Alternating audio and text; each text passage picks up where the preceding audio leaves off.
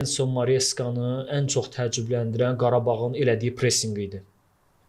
Yəni bu qədər cəsarətli Chelsea-nin birinci zonasında o hücumları beşikdə boğmasını Qarabağın gözləmirdilər.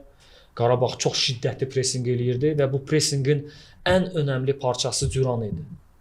Pressing ümumiyyətlə kollektiv edilən bir təmrindir. Bunu bəri başdan deyim, insanlar düz başa düşsünlər. Heç vaxt bir futbolçu pressing eləyə bilməz.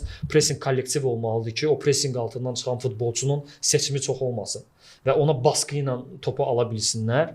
Və bu məsələdə Duranın sürəti çox işimizə yaradı. Və mənə elə gəlir ki, Qurban Qurbanovun Durana təxminən tapşırığı belə idi ki, hücumçuluğun bir yana konkret bütün güclü pressingdə xərcləməlisən. O qədər Duran istəkli, sürətli, şiddətli pressinqlər eləyirdi ki, dəfələrlə rəqib müdafiəçilərdən top aldı. Dəfələrlə o rəqibin mərkəz müdafiəsini pis vəziyyətlərdə yaxalaya bildi. Ümumiyyətlə bir ifadə ilə desək, nəfəs aldırmadı Chelsea-nin müdafiəçilərinə.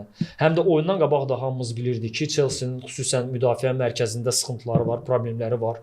Qurban Qurbanovu tanıyırıq ki, rəqibi yaxşı analiz eləməyi bacaran mütəxəssisdir və mənə elə gəlir ki, ən zəif yerini Qurban Qurbanov onların bax bu müdafiə xəttini tapmışdı və biz pressingdən dediyim kimi 4 dəfə, 5 dəfə top ala bildik.